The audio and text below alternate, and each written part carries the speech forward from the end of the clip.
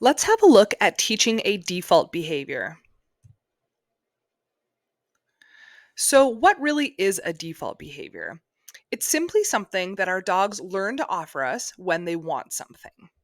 This could be a sit, a down, a stand, and typically it's accompanied by eye contact. Personally, I teach a default sit as I feel that that is easier for most dogs to initially offer to us rather than a down or a stand. And I also feel it's more likely to be utilized by dogs in different scenarios. If the ground is wet or cold, or if they're on a slippery surface or a hard surface, some dogs aren't going to want to down. And finally, it's also a more stable position than a stand. So, standing can allow for a lot of movement and it's not necessarily always black and white to our dogs. So, I find the sit to be the easiest behavior all around with some eye contact. So, that's what I'm after here. Why we love this is because a well trained default behavior can override any instinctual behaviors such as barking or jumping. This is a great protocol to teach brand new puppies and dogs in your home to not jump on guests. So many times we get asked to help with jumping on people. And this is one of the first things that we'll start to teach dogs so that they understand that there's other behaviors that get them reinforced other than jumping up. When we're first teaching the default behavior, in this case, a sit, you're going to ask your dog to sit. And as they do, you're going to mark either yes or click and toss a treat so they have to get up and retrieve that treat. When they're finished eating, if they choose to look back at you, remember we're rewarding the eye contact here. So when they look at you, you're going to mark and treat. Repeat these steps until your dog is quickly eating their treat and then looking back to you directly. Now, as your dog's getting that and they're orienting back to you after the treat toss with some eye contact, you're going to verbally cue a sit. If you have a gestural cue, you can also use that in this case, but remember that that's going to have to be faded out as well. And I find it's a lot easier to fade out a verbal cue. So as your dog's coming back from this treat toss, you're going to cue a sit, and as they sit, you're going to mark and reward. I like to repeat this step around 3 to 5 times for most dogs. And then for the next step, you're going to withhold that sit cue as they come back from that treat toss, and you're going to see if your dog will offer it on their own. Try not to cue it more than once. Just wait for your dog. They'll think about it. They might take a little bit of time to sort of process what they're expected to do here, but just wait. If they don't get it on this attempt, do a treat reset, toss a cookie away, and see if they can orient back to you and offer the sit. If they're not successful, don't worry about it. Go back to step 3, cueing the sit for another 3 to 5 repetitions, and then withhold your sit again, and or your sit cue, I should say, and see if your dog will offer it on their own. We really want to work up in this initial stage to the dog being able to offer it all on their own. Remember, as soon as they do, you're going to mark and treat every single repetition. In this next video, we're going to have a look at Vimy figuring out this default sit for the first time. Firstborn child. Yes. Good job. Nice job. Sit. Yes.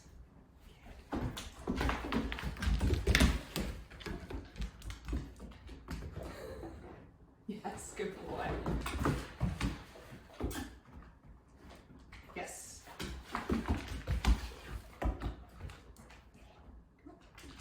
Yes. Come. Good. Yes. Come here. Good.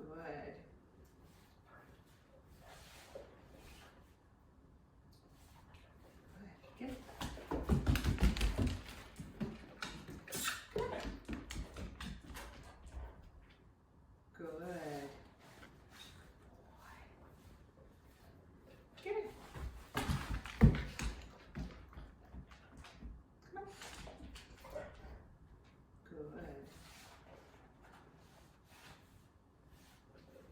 Good boy. Okay. Oh.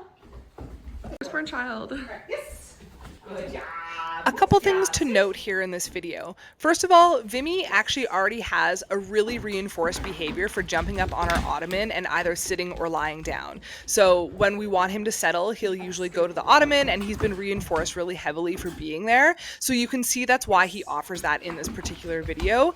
I'm not worried about that. I still reinforce that rep because essentially he did what I wanted, which was to sit and give me eye contact. So if your dog does something like that, don't worry about it. Just encourage them off of the bed or the mat or whatever, or pick stuff up in the environment if they're getting drawn into it.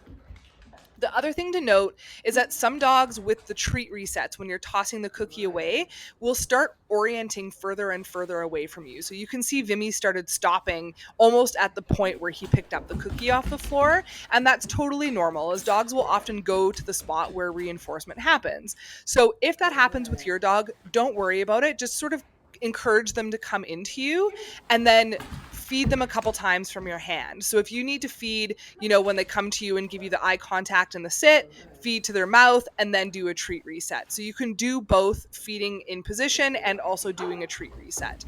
The reset cookie is essentially just to help you reset into another repetition. So that's what that is for. And so we still want to use that to get the dog to go away from us and then orient back to us. But if you need to, feed right from your hand to their mouth just to bring them into you and keep that reinforcement nice and close. Yes. The next step is to add a bit of a challenge with some play. So once your dog is getting really proficient with adding that default sit with you just standing still, you're going to start now adding some challenge into this. So I always warm up my dog by doing some treat tosses, followed by their offering of their default position. When you want to start adding some difficulty, you can either play gently with your dog, or you can tug a little bit. If they have an out for a toy, you can out them. But really what we want is just some engagement with you. So as you're playing with your dog, you're going to get them engaged, and then you're going to stop, turn your energy off. This is really important. So just go nice and quiet and still, and you're going to ask them to sit, mark, and treat. If you're using a toy, or if you're using any personal play with your dog in this strategy, then the reinforcement is actually to resume playing. So you don't actually have to reinforce with treats here if you're using play or a toy. Rinse and repeat. Just like before, you're going to want to quickly get rid of asking them to sit and see if they can start offering that default sit all on their own. Remember to keep your sessions short and fun. 3 to 5 repetitions is a really great start for most dogs. We don't want them to get bored here. And remember that if your dog doesn't offer you their default sit, don't worry about it. Just reset them with a treat toss and try again.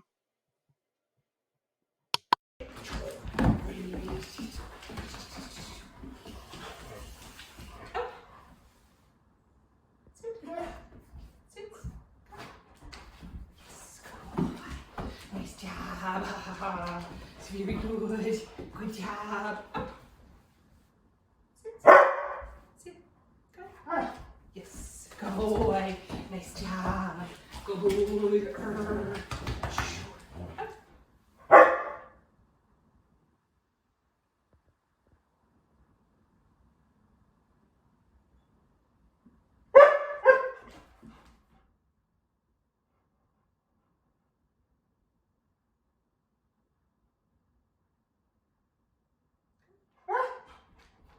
Yes. Good boy. Nice job.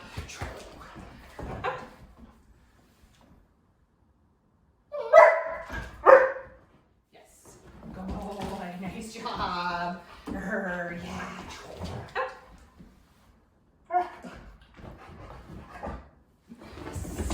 Good boy. He's like, I love that ottoman. I love it. Up. Yes.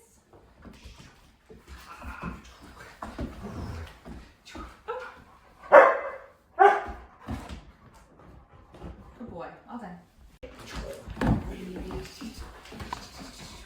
All right, so you can see in here, Vimy really struggled the first few times that I waited for his sit. So I had to help him a little bit by cueing it verbally and stepping backwards a little bit so that he understood that I was looking for a sit.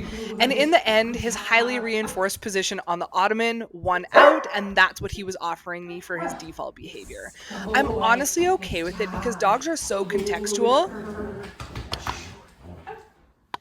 And they quickly figure out what gets them paid in a particular environment. And the fact that the Ottoman is here for him to offer that behavior on honestly isn't surprising for me that he chose to do that versus the sit.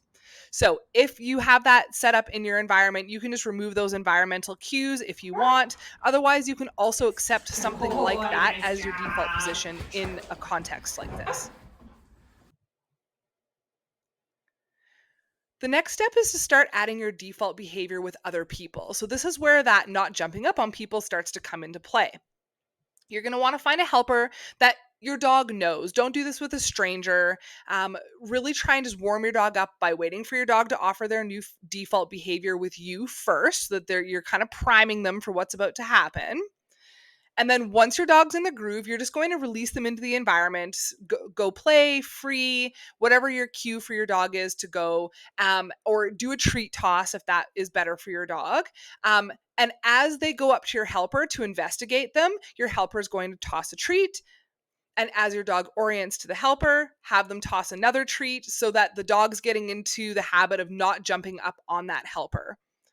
On the next rep, you're going to wait for the dog to offer their default behavior. So your dog might choose to actually ignore the helper and come to you and offer their default behavior, and that's totally okay. If they offer their default behavior to your helper, that's also awesome. So in either case, your dog will be reinforced by whoever they're offering the default behavior to.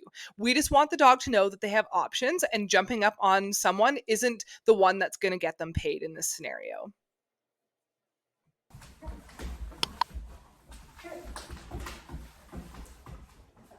Yes.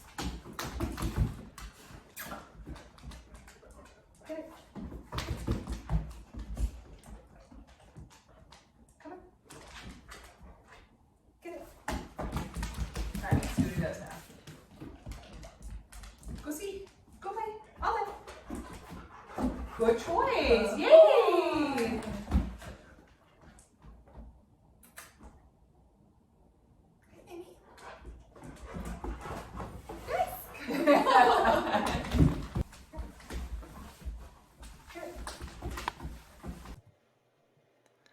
All right, one more place that I want to talk about really briefly for the default behavior, and this is going outside.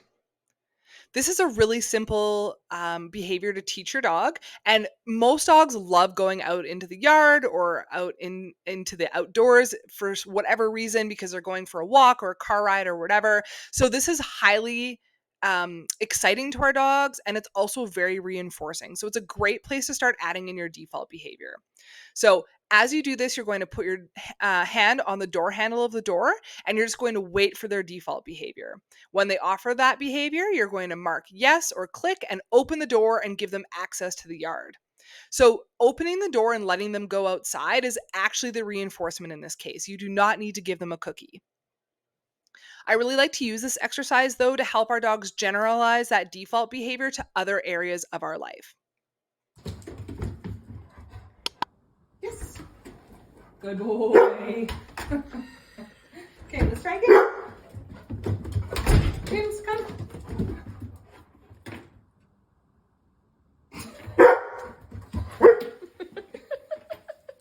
What happened? You so broken? Okay, come. Baby. All right, let's go outside. Come on. Sit. Yes. Good boy. All right, come on. Good. Oh, there you go. Good boy. Wanna go outside? Come. Let's go outside. Yes. Nice. Good boy. Practice. Good. Sits. Let's go outside. Yes. So for the barking now. Good boy. Come on.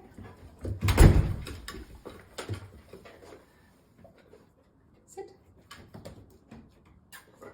Good boy. Wanna go outside? Come on. Yes. Good boy. Okay, up in. Come on. Yes. All right. The default behavior can be a super powerful behavior for you. Remember, I prefer a sit. Some dogs will offer other things, and that's okay. You just need to be clear in your mind what the criteria is. So, some dogs will offer a sit and then they might offer a down a couple of times. But if you want the criteria to be a specific position, make sure that that's the position that you're reinforcing. And also, don't let our ideas limit you. These are just examples of where we like to use a default behavior, but there's plenty of other options where you could be asking for a default behavior from your dog.